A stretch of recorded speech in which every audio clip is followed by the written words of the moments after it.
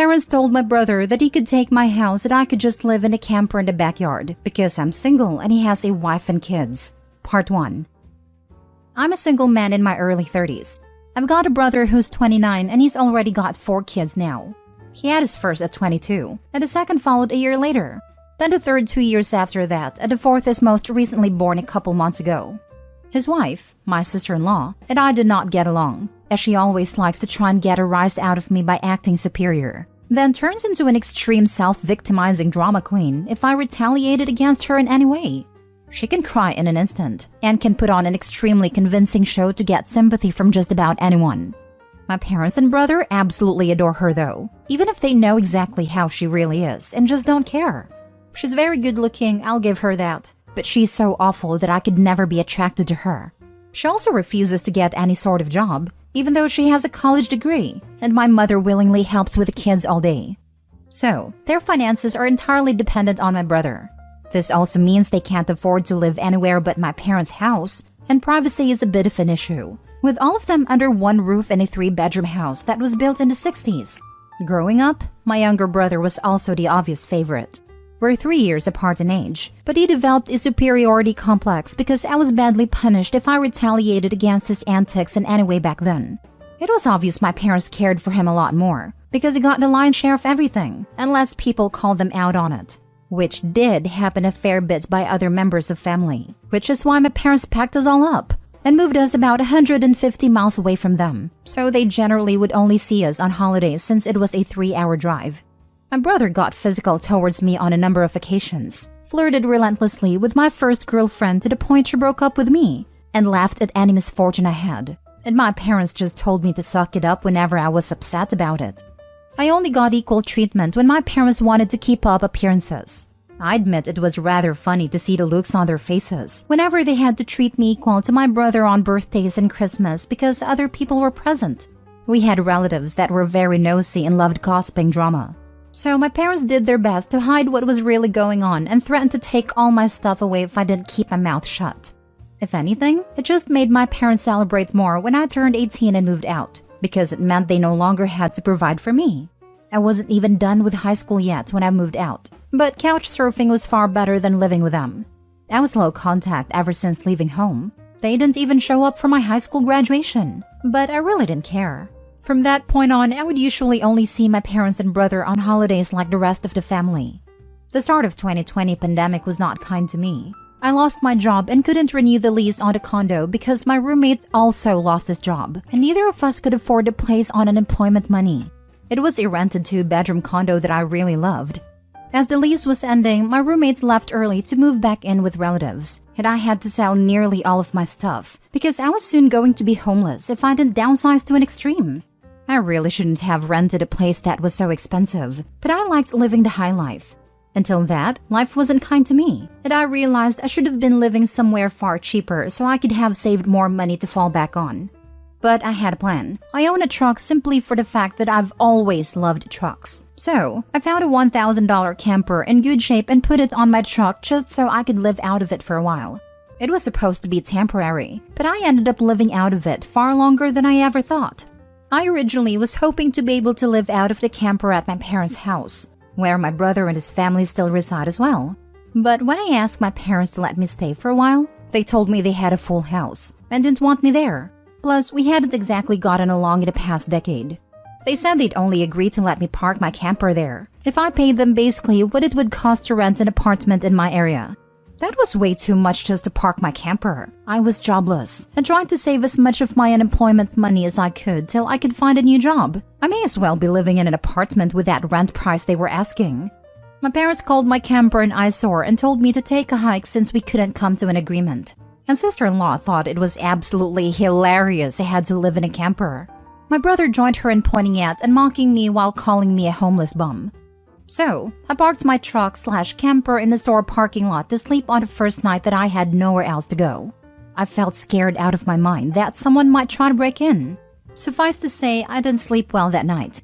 There was nowhere else I could go, as any other relatives that owned houses were fairly far away and all my friends were all apartment people. And I was pretty attached to my area as well, so I didn't want to just leave. I'd also had my mail forwarded to a friend's apartment. It was the only way I could still get my mail anymore. Finding a stable place to park was pretty difficult.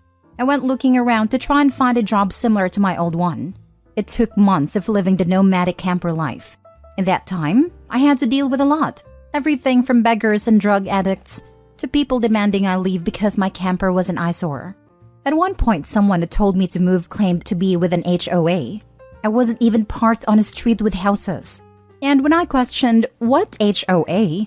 they got incredibly belligerent and threatened me. So I moved my camper anyway just to avoid the trouble. In order to have a steady supply of electricity, I learned to use a long extension cord to plug in anywhere I could to recharge my camper batteries. This meant sneaking around and plugging it into an outside outlet of a random building while parked on a street. I know that's a crummy thing to do, but I had to keep my batteries charged so my refrigerator would stay cold. I had a small solar power bank for recharging my phone, but I didn't have anything like a generator. And generators are noisy and required fuel anyway, so I did what I had to do. After months of living like that, I finally managed to get a new job. I had to move to the neighboring city to find a job that didn't involve retail. I worked retail while in college and promised myself never again, though I was nearly ready to break that promise. I was still getting unemployment money, but I had no stable place to live while receiving it. And I didn't want to still be jobless when it ran out. Plus, I was bored out of my mind. I had little else to do but read, watch movies on a small portable DVD player, use my phone or laptop, and keep note of where I could park and what local public bathrooms I could use.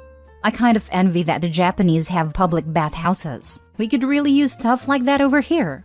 When I finally landed a new job, I practically lived in the back lots of the building by the warehouse and old employee parking spaces literally no one else seemed to bother using, because they were so far in the back that the area was borderline forgotten.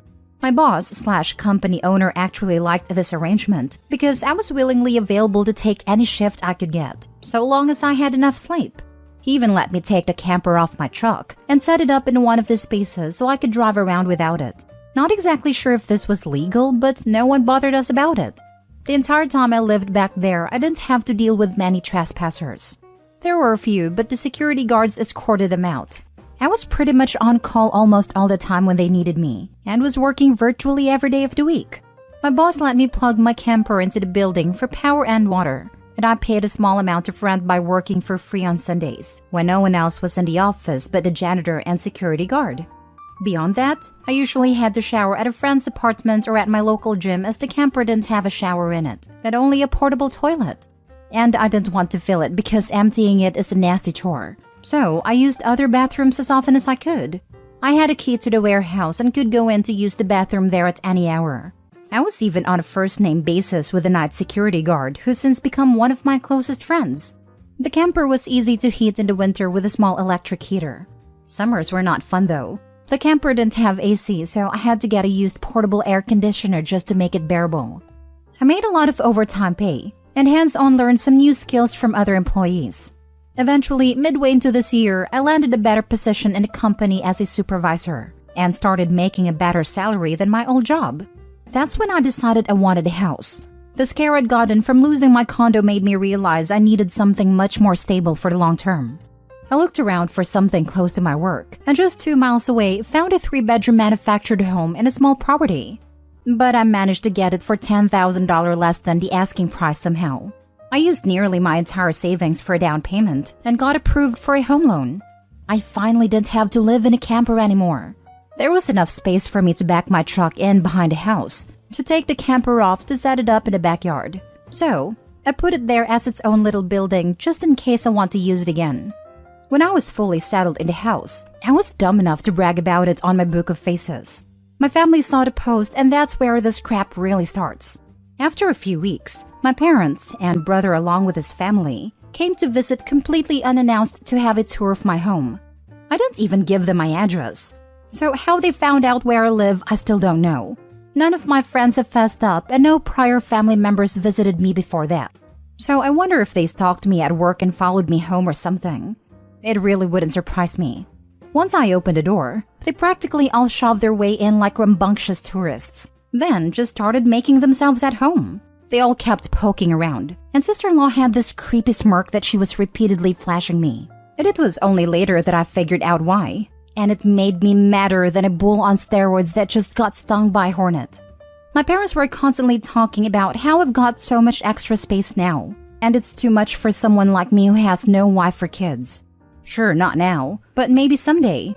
And my brother kept remarking about how there was more space than our parents' house, that my house was closer to his job too. Red flags all around, I know. Eventually, my brother asked me to speak privately. Everyone else suddenly left the room and piled out onto the front porch. That's what finally made me realize they'd planned something. My brother, who we'll call Dan, said the house was too much for me alone, that I should let him move in with his family because his wife is pregnant with kid number 4. And my house is much closer to his job. He pointed out that I already have the camper, so I could just live in that outside while they live in the main house. And I'd like to point out that Dan never once spoke of offering rent. Mind you, he's got a good job. He also started talking about how there would be changes and even curfews, and that I couldn't just walk in at any time without prior notice. If it weren't my brother, I think the person I was talking to had lost their mind. But Dan lost his marbles long ago thanks to our parents treating him like he was the center of the world. I tried to speak, but he kept talking over me as if I had no say in the matter. There was no way in hell I'd rent my house nor parts of my house to him. Other people maybe, just so I can pay the mortgage off more easily. But certainly not him, nor his nasty wife. I've heard of this exact kind of situation in videos online many times, and never once did I think I'd actually live it because I thought it so ludicrous. But my parents, brother and sister-in-law do all fit the bill for a bunch of narcissistic entitled crazies. So, I picked up my phone and set it to start recording, then just held onto it. Dan didn't even seem to care or notice that I'd done this, and just sat there with his arms waving around while talking about all the reasons of why he needed my house. Then went from saying that to acting like it was a done deal, and trying to reach out his hand to shake mine. That's when I finally showed my backbone and said, "Hell no." And I said it loud enough that Dan stumbled backward for a second. I'd rarely ever raised my voice to him on that level, because I was punished by our parents whenever I did. But this was my house, not theirs. My spine can be as shiny as it wants here. I stood up and then told him that my house was not up for grabs. And acting like I let him move in just because they want it won't make it happen. I bought my house for me. It is not my fault he keeps having more kids, and he has to keep living with our parents because he can't afford to move out. Dan got as physically close to me as he could without actually touching me and said that I didn't deserve the house, and he needed a better place for his family to live. I laughed back in his face and said that was total BS, because I worked hard to be able to buy my house. Of course I deserved it. Dan started yelling that I have no wife or kids and I don't need all the space, so I may as well give it to him. I said I'm not giving him anything, and he never even offered to pay me rent. If I let him move in, I'd still be covering the entire mortgage on my own house without even being able to live in my own house. Then Dan told me that he shouldn't have to pay rent because his family comes first, and our parents said I was going to do this, and that I will.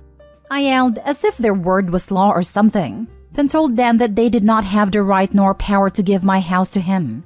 Then right on cue, my parents and sister-in-law barged back in through the front door and surrounded me to try and force me to agree. There was a lot of fighting, but to sum it up from this point on, I heard a line, "Just do it for Dan," way more times than I can remember. In the fight, I told them all they don't have a say in my life or my house and to get out before I called the cops. Sister-in-law screamed the loudest at me about how she was pregnant again and I can't do this to her. I said I did nothing to her. She just assumed she could take and take from me, like I would just allow it. I had no obligation to her or her family. Then, I called her a stuck-up witch who never had any respect for me. So I don't care what she thinks or how many kids she has. I have no sympathy for her. She won't be living in my house. Well, that made her angry enough to attack me. She got in one good hit on my face and tried to do more, but my brother held her back, kicking and screaming. She kept demanding he let her go so she could scratch my eyes out. The phone I was holding recorded pretty much everything. So I held it up and said I was going to call the police if they didn't leave right away. My parents told Dan they were leaving. Then my mother said that I had a week to come to my senses. I told her I won't be, and to not come back. Then I told sister-in-law that my phone recorded everything, and if she tries anything, I'll press charges for assault. She screamed at me and then stormed out, loudly crying with her face in her hands. My mother was the last one out the door and said that I better do this for Dan and sister-in-law. I responded by telling her I won't be. Now for the comments. I would get an order of protection against the sister-in-law. I would also invest in security cameras and upgrade the locks. Maybe even invest in a big dog to act as guard dog for the property. That way, when they return, you have proof of trespassing. File a police report anyway. Let the cops deal with her. Do not get a guard dog. With people as unstable as Opie's family, they're just as likely to kill the dog by feeding it poisoned meat or shoot it and claim self-defense for a poor pregnant woman. Okay, homie, I read it all and goddamn. Here's my 2 cents. 1. Go no contact with the lunatics, no matter what. 2. Do them solid and send that recording to the rest of your family. That way, you can go to the extended family holidays without having those crazies around. 3. Don't be sad about it. It ain't your fault that your brother can't finish in your sister-in-law when he has a big enough space. And definitely not your fault because she refuses to work when your parents already babysit the kids. 4. Keep your insanely strong mental going. You have a winner's attitude, and you continue to win in life no matter what it throws at you. 5. If they ever do this again, police. You already have evidence, so just go for it. You can also consider having cameras around your property just for the property's safety. 6. Get yourself a family of your own. You deserve it. And once that's settled, send some mails asking your parents when will they move in the trailer to make room for your kids. And also let them know the rent they must pay to use your trailer. 7. If sister-in-law tries that again and you catch a second attack on camera, CPS may want to look at how stable she is to be allowed to raise kids. Tell your boss too, so that if they turn up at your job trying to cause trouble, he's already aware of what's going on.